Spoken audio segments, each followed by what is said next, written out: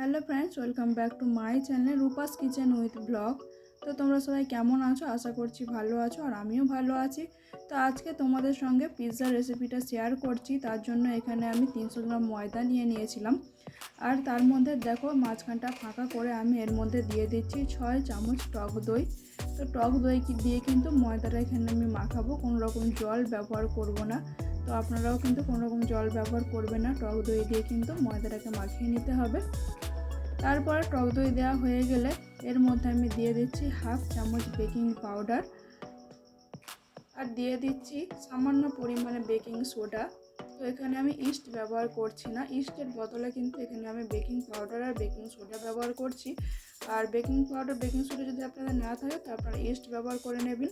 তারপরে এখানে আমি দিয়ে দিচ্ছি 1 চামচ পরিমাণে চিনি আর হাফ চামচ লবণ। এরপর সমস্ত কিছু একটু ভালোভাবে মিশিয়ে দিচ্ছি চামচের সাহায্যে। তারপরে এখানে দিয়ে দিচ্ছি 1 চামচ পরিমাণে সাদা তেল, দিয়ে সমস্ত কিছু একটু ভালোভাবে মিশিয়ে নেব। আর তারপরে হালকা হাতে ময়দাটাকে মেখে নেব। ঠিক যেভাবে করে আমি ময়দাটা মাখছি ঠিক সেইভাবে করে আপনারা মেখে নেবেন। তো ডোটা কিন্তু একটু আঠালো চটচটে হবে, একদম কিন্তু শক্ত রুটির মতো ডো তৈরি করা এখানে যাবে না, একটু পাতলা করে ডোটা তৈরি করে নিতে হবে। তারপরে যেটুকুনি দই ছিল সেটুকুনি দইয়ের মধ্যে আমি 1 চামচ জল মিশিয়ে দিয়ে দিলাম, আর সমস্তটা একটু ভালোভাবে এইভাবে মেখে নিচ্ছি। তো দেখুন এইভাবে ঠিক একটি আঠালো ডো তৈরি করে নিতে হবে আমাদেরকে। তো এবার হাতটা আমি একটু পরিষ্কার করে নিচ্ছি। নেওয়ার পর হাতের মধ্যে নিয়ে নিচ্ছি 1 চামচ পরিমাণে সাদা তেল। তেলটা দিয়ে ময়দাটাকে একটু ভালো করে মেখে নেব। এরপর কিন্তু ময়দার ডোটা কিন্তু আমাদের আর হাতে লাগবে না। এভাবে একটু মেখে নেওয়ার পর 15 মিনিট রেস্টে রেখে দিতে হবে। তো চলুন ফিরে আসছি 15 মিনিট পর।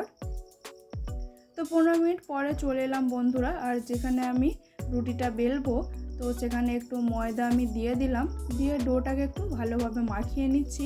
এতে করে ময়দাটা রুটিটা বেলতে আমাদের সুবিধা হবে আর কি। তো এটাকে আমি দুটো ভাগে ভাগ করে নিলাম, একটা ছোট ভাগ একটা বড় ভাগ। তো ছোট ভাগটাতে যেটা আমি কেটে নিয়েছি সেটা থেকে কিন্তু আগে আমি একটি রুটি তৈরি করে নিচ্ছি। খুব বেশি পাতলাও না, খুব বেশি মোটা করেও বেলবেন না, যেইভাবে আমাদের ঠিক পরোটা বেলা হয় মোটা করে, তো ঠিক সেরকম করেই কিন্তু এখানে বেলে নিতে হবে। খুব বেশি পাতলা করে কিন্তু রেজিটা বেলা যাবে না। এইভাবে বেলে নেওয়ার পর একটি তাওয়াতে আমি রুটিটা হালকা করে একটু সেঁকে নেব।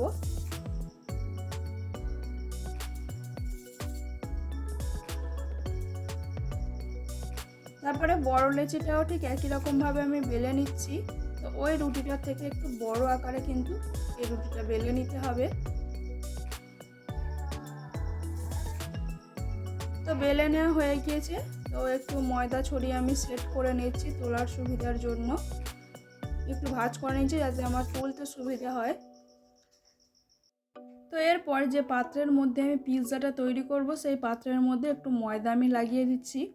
এতে করে পিৎজাটা হয়ে যাওয়ার পর পাত্রের গায়ে কিন্তু আটকে থাকে না, খুব সহজে উঠে আসে। তো রুটিটা আমি এখানে সেট করে নিচ্ছি, বড় রুটিটা। তারপরে এখানে আমি একটু চিজ লাগিয়ে দিচ্ছি। তো এইভাবে করে সমস্ত জায়গায় ভালোভাবে চিজটা আমি লাগিয়ে দিচ্ছি। সাইডগুলোতে কিন্তু লাগাবেন না, ঠিক মাঝ বরাবর করে চিজগুলো এইভাবে লাগিয়ে নিতে হবে।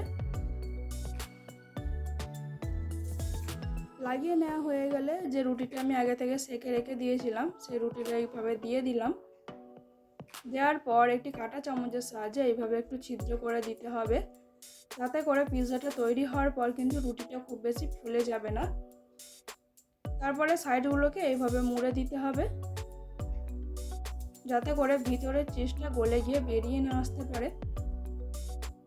তো এইভাবে দেওয়া হয়ে গেলে এর উপরে আমি দিয়ে দিচ্ছি পিৎজা সস।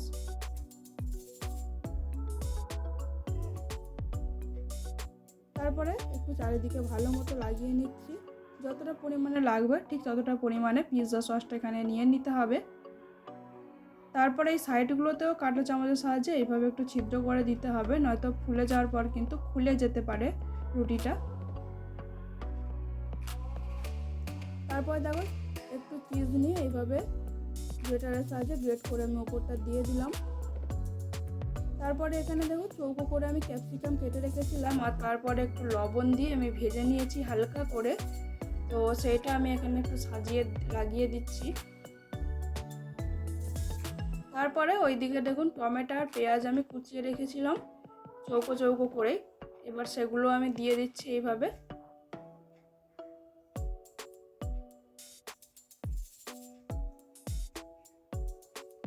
তো এইভাবে আপনারা যদি পিৎজাটা বানান খুব সহজেই কিন্তু পিৎজাটা বাড়িতে বানানো যাবে, দোকান থেকে কিনে খাওয়ার কিন্তু কোনো রকমই প্রয়োজন নেই, খুবই দারুণ লাগে খেতে। তো সমস্তটা দেওয়া হয়ে গেলে ওপর থেকে একটু আমি মিক্স হার্ব দিয়ে দিলাম। তো আপনাদের কাছে যদি অরিগানো থাকে তো আপনারা অরিগানোটা দিয়ে দিতে পারেন।